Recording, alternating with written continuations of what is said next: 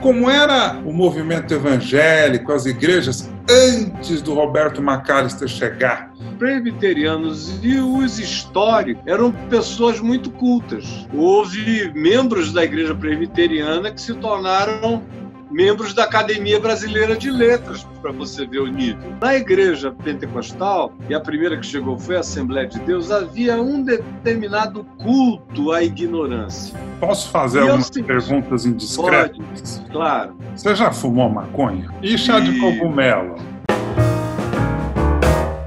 Como era o movimento evangélico, as igrejas, antes do Roberto Macalister chegar? Pediam dinheiro? Como é que era? Parece que tem umas histórias bem bacanas dos movimentos no Rio de Janeiro, que tem uma história, né, bem curiosa, que pouquíssima gente conhece. Acho que era legal você dividir também. Olha, com exceção dos presbiterianos, metodistas, congregacionais, luteranos e episcopais, que são os grupos considerados históricos, que chegaram há muito tempo atrás, são comunidades mais do que centenárias no Brasil. Então, considerando esses grupos, não havia nada demais. Eles carregavam, a maior parte deles, uma espécie de cultura inglesa ou americana no processo. Eles davam sequência muito sóbria ao que acontecia nos lugares originais de onde os missionários primeiros vieram trazer e fundar essas comunidades. Agora, com relação aos pentecostais, que chegaram depois... Era um grupo, viu, Caio? Não eram grupos pequenos que se reuniam nas suas casas, sim, não era? A maioria deles começava do jeito que eu te falei. Ponto de pregação, que virava congregação, que depois virava uma igreja, que podia crescer ou não. Com exceção das igrejas presbiterianas, que tinham uma tradição de natureza americana, conquanto a igreja presbiteriana tem a sua origem reformada em Calvino e na Suíça, em Geneve, mas o lugar para onde eles ganharam bastante espaço, depois de alguns séculos, foi nos Estados Unidos da América. E os missionários, como Ashbel Green Simonton, que começou a igreja presbiteriana aqui, veio dos Estados Unidos. Então, eram homens cultos. Tinha uma coisa interessante na igreja presbiteriana, é que ela mandava os seus obreiros mais bem preparados e cultos para abrirem igrejas em outros países. Então, vinham missionários com cursos de teologia muito bem feitos, com cultura universal muito ampla na igreja presbiteriana. Então, depois de um tempo, a igreja que começou aqui com Simonton e que depois ocupou uma casa antiga ali no centro do Rio, perto da Praça Tiradentes, ela naturalmente evoluiu para construir aquilo que está lá até hoje, uma edificação arquitetônica lindíssima, que é a Catedral Presbiteriana do Rio de Janeiro. Está ali na Rua Silva Jardim, na frente da Praça Tiradentes do Teatro João Caetano. Como também em São Paulo, houve uma divisão na Igreja Presbiteriana e surgiu a Igreja Presbiteriana Independente, no início do século XX. 1910, eu creio, eles tiveram uma cisão por causa de maçonaria, porque os presbiterianos com sede na Catedral do Rio e os pastores espalhados já pelo Brasil, por muitos lugares, muitos deles eram maçons.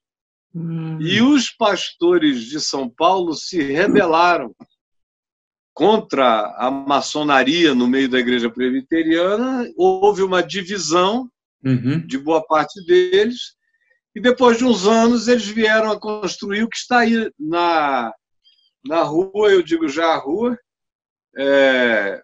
em São Paulo, eu preguei muito lá, a Catedral Presbiteriana Independente de São Paulo, na rua Nestor Pestana. Está lá até hoje.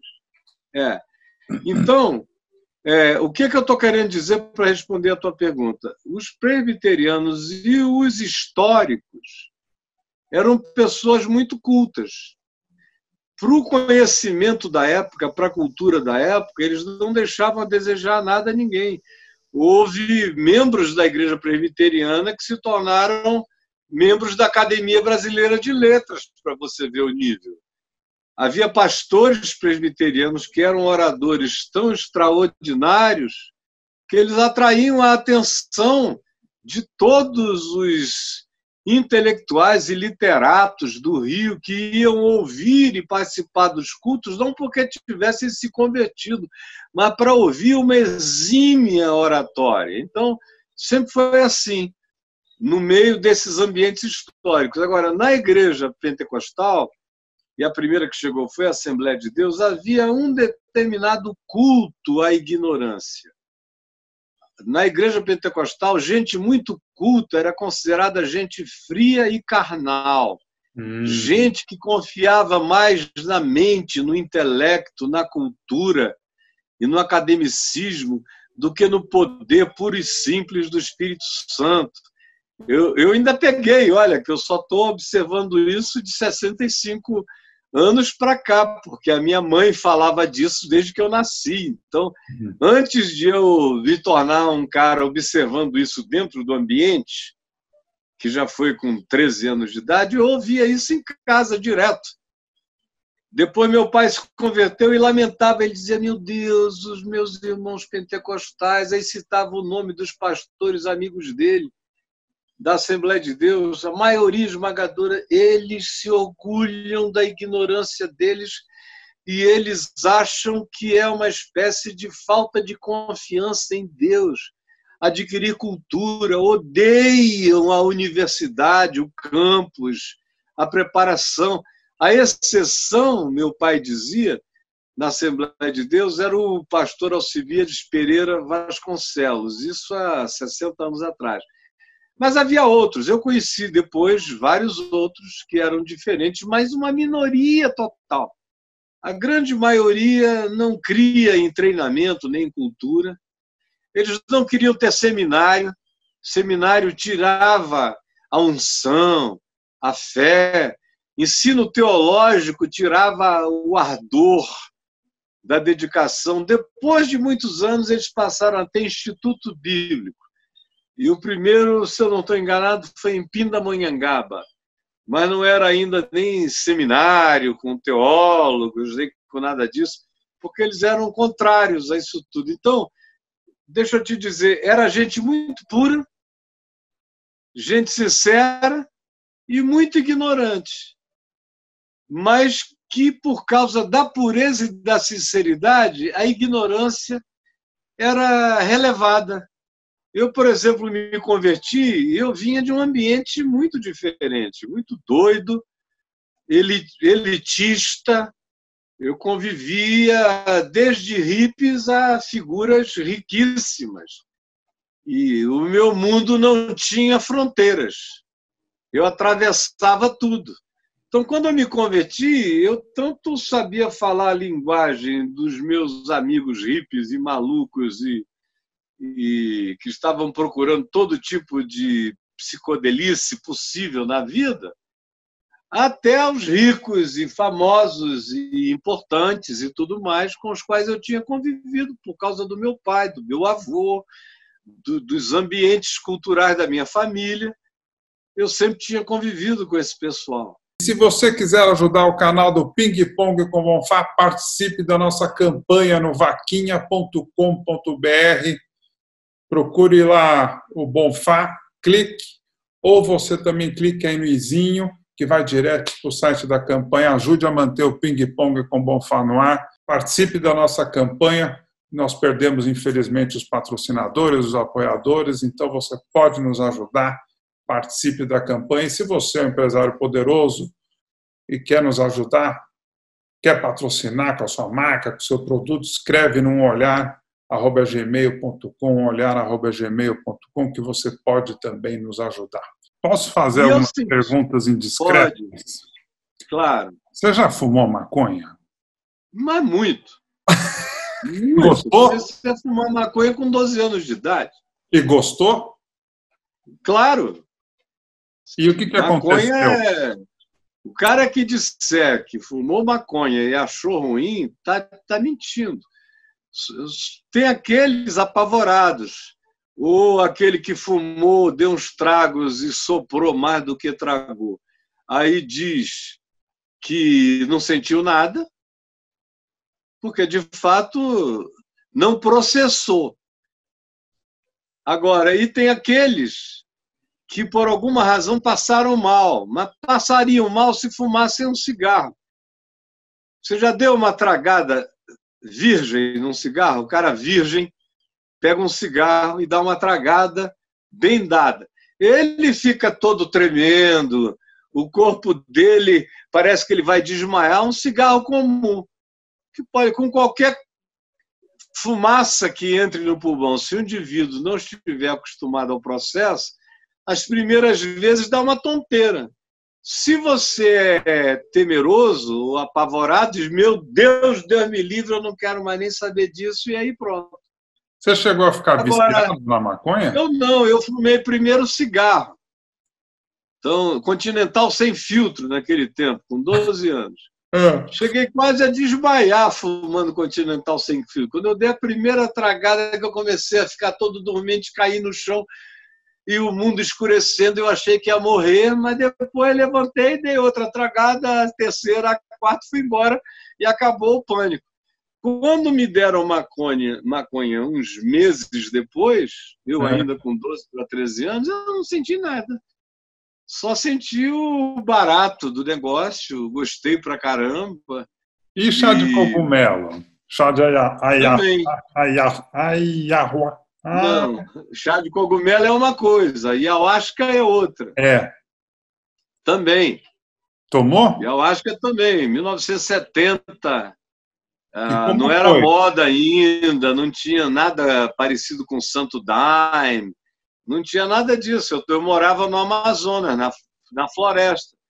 Foram os meus amigos, hippies caboclos, ou gente de cultura indígena que tinha virado hippie.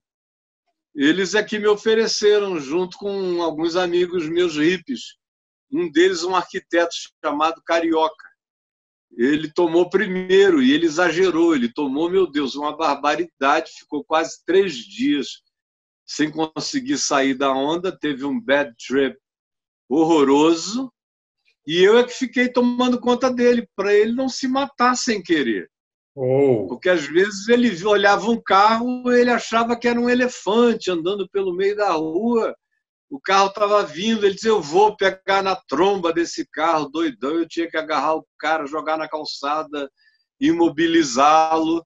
Depois que acabou a onda dele, eu já sabia que aquela quantidade fazia um mal danado. Aí eu passei a tomar quantidades bem menores. Nós estamos falando do chá de cogumelo ou do... Eu sei que são coisas diferentes. Ayahuasca.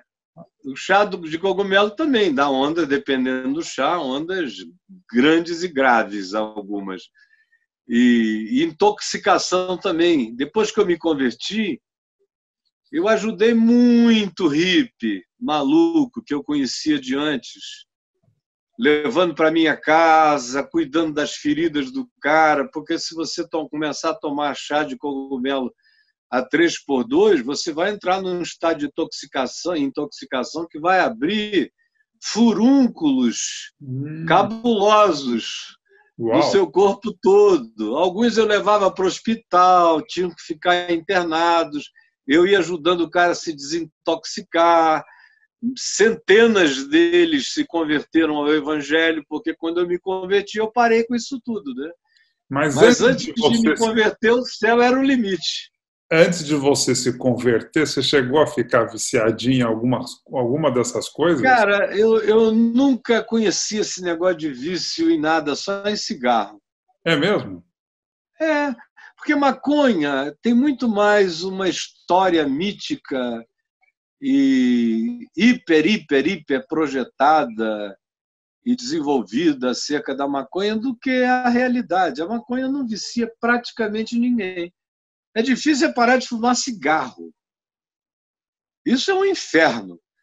Quando eu tentei parar de fumar cigarro, eu sofri 6 meses aquele desespero compulsivo de voltar a fumar minhas 3, 4 carteiras de cigarro por dia, quando eu me converti. Maconha não. Maconha eu estava fumando direto e eu não fumava pouco não, eu fumava uns 14, 15 baseados grossos por dia.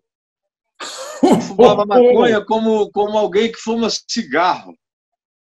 Então era assim, um baseado e 2, 3 cigarros, um baseado e 2, 3 cigarros, sem parar o dia inteiro, era uma Maria Fumaça. Aí eu ouvi o Evangelho, criei no Evangelho. A primeira decisão que eu tomei foi de parar de fumar maconha. Eu falei, eu não preciso disso. Não preciso disso para viver. E parei na mesma hora e não senti nada, companheiro. Nada, absolutamente nada. Não tive delírios tremes, não tive coisa alguma. Eu estava desde 12 anos fumando, parei assim no tapa, sem sofrimento. Você está gostando da minha entrevista com o Caio Fábio? Não acabou! Como é que era a Casa Pastoral Igreja Presbiteriana Central de Manaus e o que virou? Até hoje ela é a maior igreja presbiteriana do Brasil. Quando nós chegamos lá, ela tinha 33 membros. Ela explodiu com a minha ação do lado de fora, e na TV e nos meios de comunicação e artigos de jornal. Ela entupiu do dia para a noite. E quando você vira uma figura nacional, e como você ganhou um programa na TV Globo? E foi o programa na Globo do Amazonas que me catapultou para o Brasil inteiro. Eu vim de Manaus para o Brasil. O sonho do Malafaia era entrar na Globo como eu estava lá. Era o sonho dele.